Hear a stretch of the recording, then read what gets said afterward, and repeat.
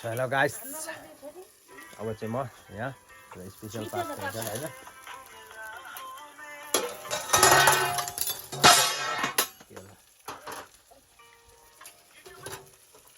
है देख्न सक्नुहुन्छ पुरा स्पेसल आज हैन।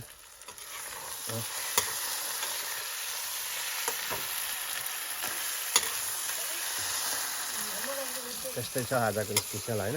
यो देख्न सक्नुहुन्छ अब स्पेसल हैन।